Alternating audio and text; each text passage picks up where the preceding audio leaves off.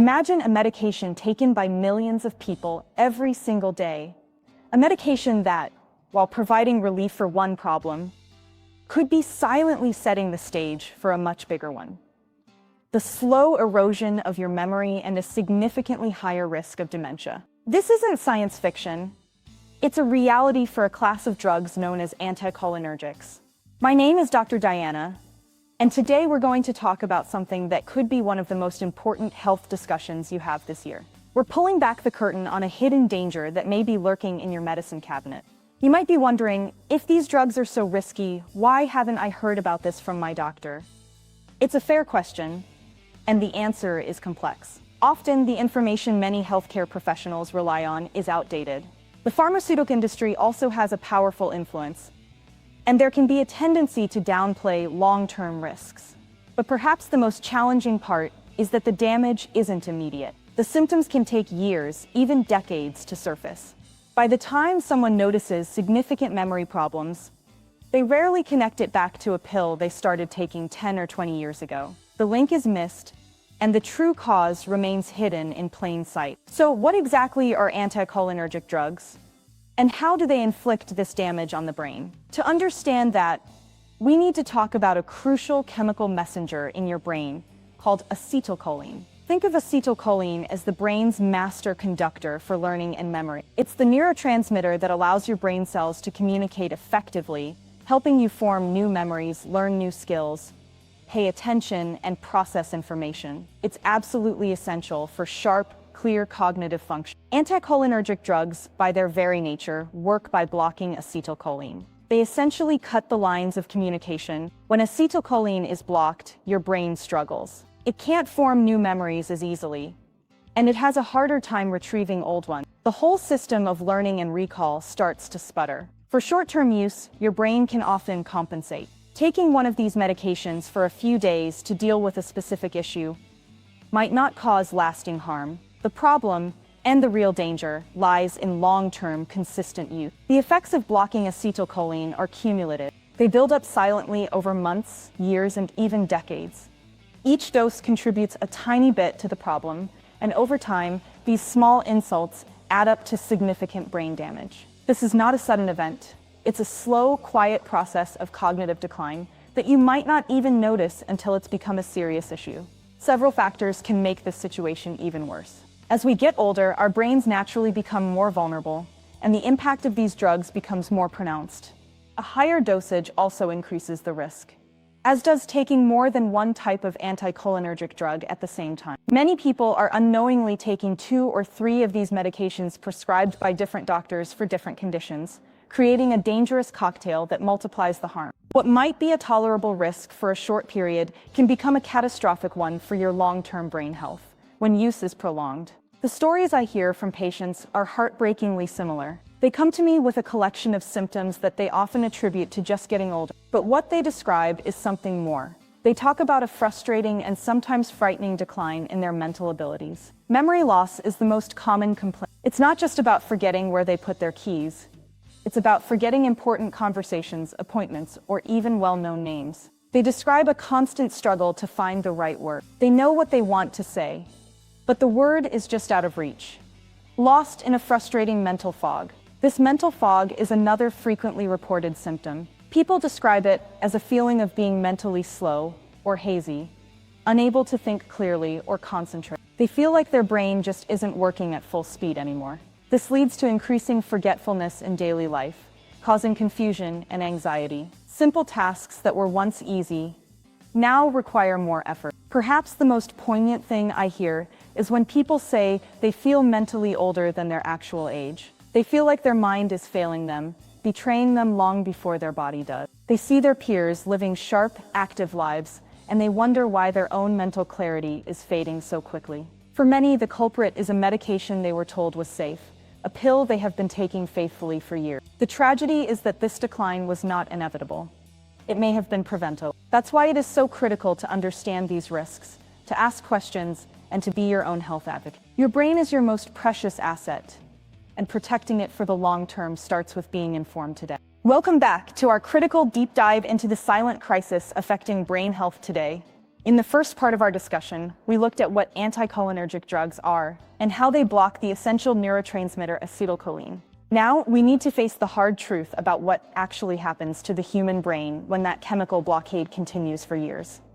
We aren't just talking about feeling a little foggy or forgetting a name here and there. We are talking about devastating neurological effects that can fundamentally alter who you are. The damage these medications inflict goes far beyond simple forgetfulness. It changes the very structure of your brain and accelerates the aging process in ways that are terrifyingly measurable. Let's start with perhaps the most alarming connection we have found: the link to Alzheimer's disease. It turns out that long-term use of anticholinergic drugs doesn't just make you forgetful.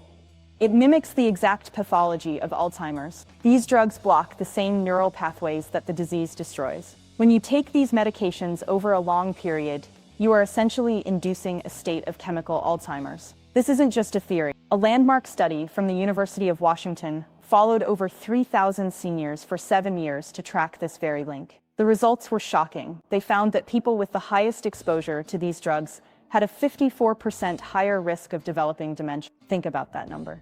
A 54% increase. That is not a statistical margin of error. That is a coin toss with your cognitive future. The study also confirmed that this risk isn't random. It is cumulative. The longer you take the drugs and the higher the dose, the steeper your risk becomes. If that wasn't concerning enough, we also have to look at the physical changes occurring inside the skull. You might think the damage is just functional, like a software glitch in a computer. But research from Indiana University has shown that it's actually a hardware problem. These drugs cause measurable brain shrinkage.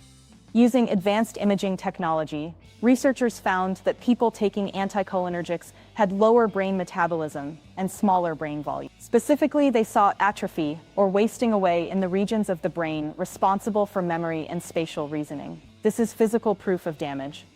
And the most heartbreaking part is that some of this atrophy may be permanent. Even if you stop the medication, the brain tissue that has been lost might not come back. You are literally losing pieces of your brain to a medication intended to help you with sleep, allergies, or bladder control. This physical damage leads us to the third devastating effect: accelerated cognitive aging. When you look at the cognitive test scores of people on these drugs, they don't match their biological age. Users often perform mentally as if they are 10 to 15 years older than they actually are. Imagine being a 60-year-old who is still working, driving, and managing a household, but having the memory and processing speed of a 75-year-old. That is the reality for many long-term users. It robs you of your prime years.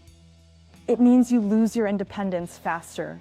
You struggle with daily functions sooner, and you become reliant on others decades before you should have to. It is a theft of time and vitality that happens so slowly. Most people don't realize it's happening until the gap is too wide to bridge. Beyond the long-term threat of dementia and brain shrinkage, there is an immediate, day-to-day danger that lands thousands of seniors in the emergency room every year: the risk of falls and confusion. We often focus on memory, but acetylcholine is also involved in muscle control, coordination, and reaction time. When you suppress this chemical, your balance suffers. Your judgment gets cloudy. Your reaction time slows down. This creates a perfect storm for serious falls. For an elderly patient, a fall isn't just a bump or a bruise.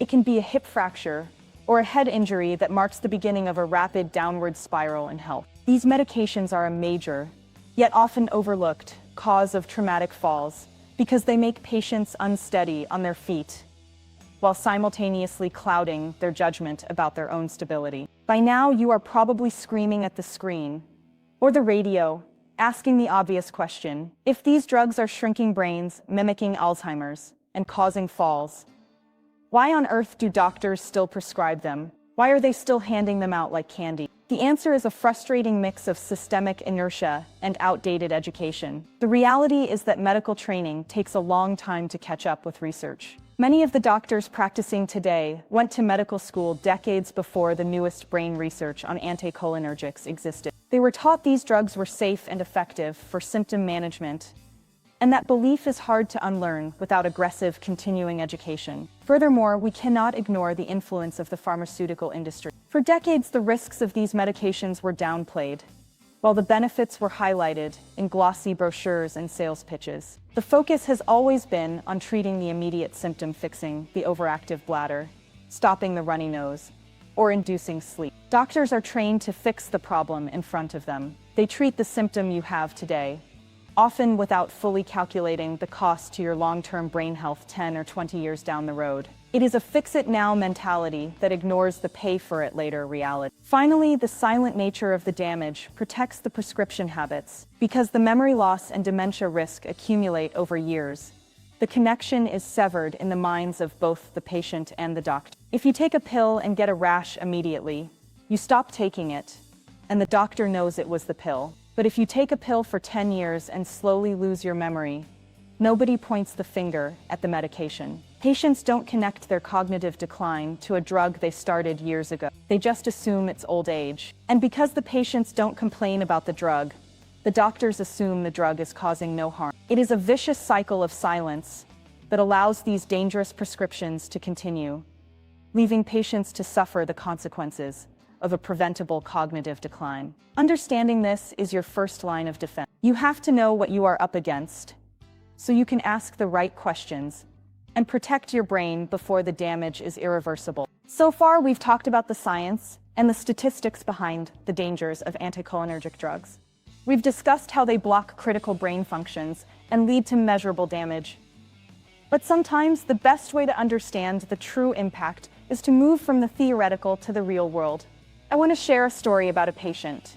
Let's call her Sarah, who came to my office in a state of absolute fear. Her story is a powerful example of both the damage these drugs can do and the incredible capacity the brain has for recovery when given a chance. Sarah was 68 years old, and she was convinced she had Alzheimer's. She described a rapid decline in her memory that had become terrifyingly obvious over the past year. She was getting lost driving in familiar neighborhoods, forgetting conversations she'd had just hours before, and struggling to manage her finances. Her family was deeply concerned, and she was living with a constant sense of confusion and dread. Her biggest fear was losing herself completely to dementia. When we sat down to review her history, we uncovered something critical. For the past 5 years, Sarah had been taking Benadryl every single night to help her sleep. It was an over-the-counter habit she never thought to mention to her doctors. On top of that, for the last 3 years, her urologist had prescribed oxybutynin for an overactive bladder. She was unknowingly taking 2 powerful anticholinergic drugs every single day. We immediately sent her for an MRI of her brain, and the results confirmed our suspicions. Her brain showed signs of atrophy, a shrinkage that was consistent with long-term anticholinergic damage. We also ran a series of cognitive tests, which showed severe impairment. But here is the crucial part. Her pattern of cognitive loss was not typical for Alzheimer's disease. It was a sign of a chemical injury, not a neurodegenerative disease.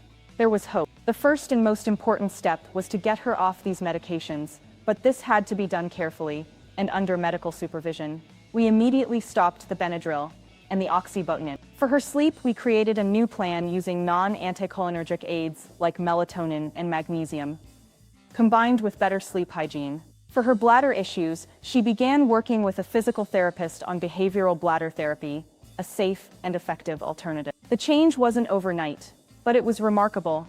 Within 6 weeks, Sarah reported that the constant mental fog she had been living in was starting to lift. She felt a new sense of clarity. After 3 months, her family noticed a significant improvement in her memory and her ability to hold a conversation. By the 6-month mark, her cognitive test scores had shown major improvement. She was no longer getting lost. She could manage her own schedule again, and most importantly, her fear was replaced with relief. A follow-up scan 1 year later showed no further brain shrinkage. Sarah got her life back. Her case is a profound illustration that what can look and feel like irreversible dementia can sometimes be a reversible drug-induced cognitive impairment. Sarah's story is a wake-up call, and it's why you need to know which medications fall into this dangerous class. These drugs are hiding in plain sight, often marketed for common, everyday problems. Let's go through the 5 main categories so you can check your own medicine cabinet. First are the first-generation antihistamines. The most notorious of these is Benadryl, whose active ingredient is diphenhydramine. This is also found in many over-the-counter sleep aids like Tylenol PM and Advil PM. Other drugs in this category include chlorpheniramine and hydroxyzine. People take them for allergies or to get to sleep, never realizing they are exposing their brain to a powerful anticholinergic agent every single night. The second category is overactive bladder medications. This is a huge one, as these are prescribed to millions of people, mostly older adults. Drugs like oxybutynin, tolterodine, and sulfenacin are extremely common.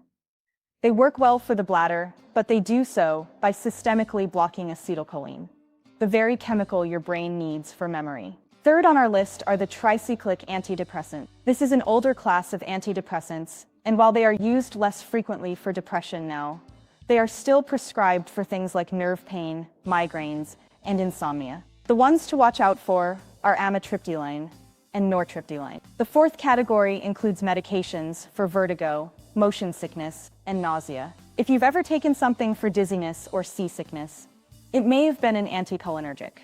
The most common drugs here are meclizine, and they are effective for controlling those symptoms, but they come with that hidden cognitive cost, especially if used regularly. Finally, we have certain muscle relaxants. The most widely used one with strong anticholinergic properties is cyclobenzaprine. It's often given for back spasms or muscle pain. While it may provide short-term relief, long-term use can contribute to the cumulative burden on your brain. Look at this list: sleep, allergies, bladder control, dizziness, pain, depression. These are some of the most common ailments in modern life. The medications that treat them are handed out daily, and each one contributes to a slow, cumulative brain injury. Knowledge is your power. You must be your own health advocate. Review your medications, understand what you are taking, and if you are on one of these drugs, open a conversation with your doctor about safer alternatives. Your long-term brain health is far too precious to be sacrificed for the sake of convenience. We have arrived at the most important part of our journey together. In the previous segments, we uncovered a harsh reality. Many common medications, known as anticholinergics, are silently eroding brain health, stealing memories, and significantly increasing the risk of dementia. We talked about the mechanisms of damage, the alarming studies linking these drugs to brain shrinkage, and the heartbreaking stories of patients who lost their independence too soon. If you are currently taking one of these medications, whether for allergies, sleep, bladder issues, or depression, you might be feeling scared right now. That is a completely natural reaction, but I don't want you to stay in that fear. I want you to move toward action. The good news, and there is very good news, is that you have options. You are not trapped. There are safer, effective alternatives for almost every condition these risky drugs treat. And today, we are going to map out your escape route to better brain health. Let's start by looking at the alternatives. You do not have to choose between suffering from a medical condition and protecting your memory. You can do both. If you are taking medication for allergies, particularly those older drowsy antihistamines like Benadryl, there is an easy swap. Newer generation antihistamines, such as cetirizine or loratadine, work differently. They are designed to manage your allergy symptoms without crossing into the brain and blocking acetylcholine. You get the relief from the sneezing and itching without the cognitive cost. It is a simple switch that you can find at any pharmacy, and it makes a world of difference for your long-term cognitive preservation. Additionally, looking at environmental changes or dietary adjustments can often reduce the inflammation that triggers allergies in the first place, lessening your need for medication altogether. Sleep is another major area where people unknowingly harm their brain. We live in a sleep-deprived society, and the temptation to take a pill to knock yourself out is strong. But remember, the sleep you get from anticholinergic drugs is not the restorative, brain-cleansing sleep you actually need. Instead of reaching for that bottle of blue pills, consider natural alternatives. Melatonin can help reset your body's clock, and magnesium is wonderful for physical relaxation. But the gold standard for sleep issues is actually not a pill at all. It's something called cognitive behavioral therapy for insomnia, or CBTI.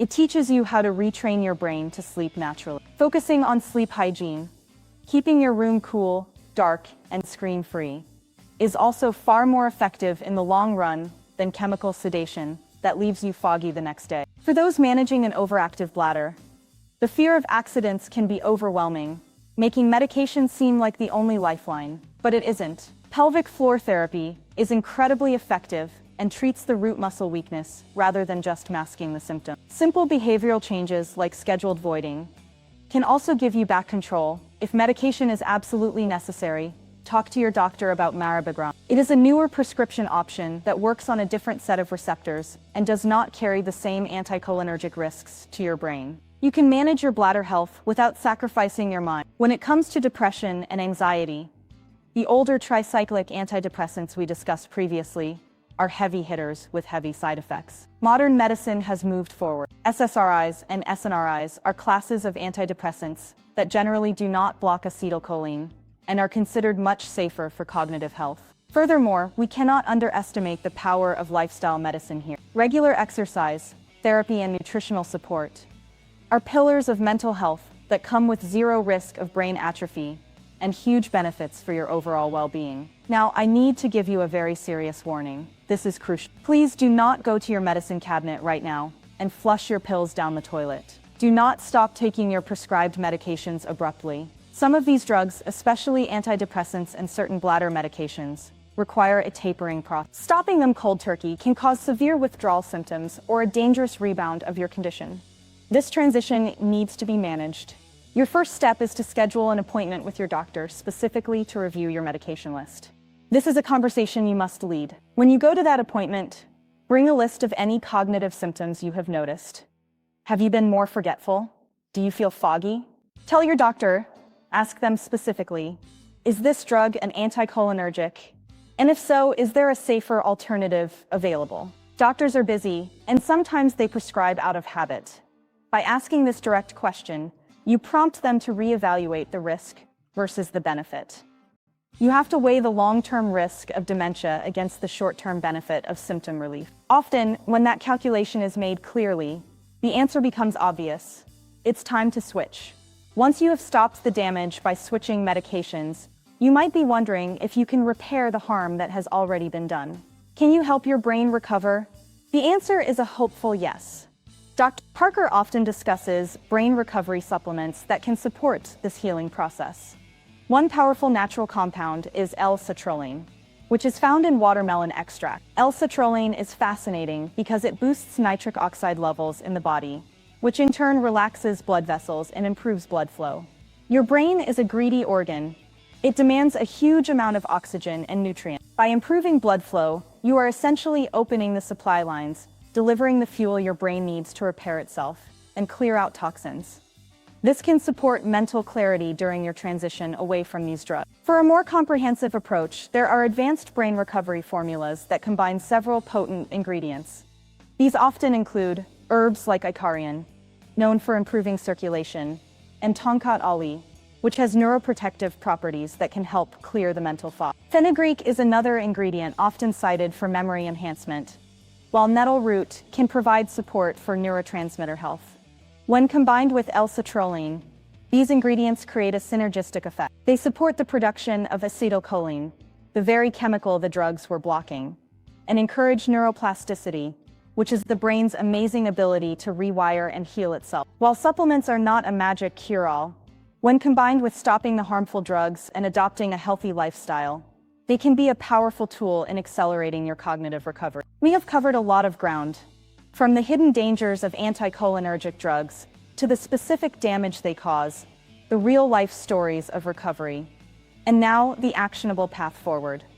The core message I want to leave you with is this: anticholinergic medications are not harmless conveniences. They are potent drugs that can destroy memory, shrink brain volume, and drastically increase your risk of dementia.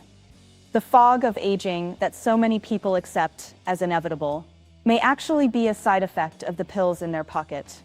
But knowledge is the antidote to fear. You now possess the information that millions of others lack. You know that safer, effective alternatives exist for every single condition these drugs treat. You know how to talk to your doctor. You know that your brain has a remarkable capacity to heal if you just stop the chemical assault. Protecting your brain now prevents irreversible damage later. It is not just about adding years to your life. It is about adding life to your years. It is about preserving the memories, the sharp wit, and the independence that make you who you are. Don't let a pill take that away from you. Take action today. review your medications, and choose a future where your mind stays as sharp as ever.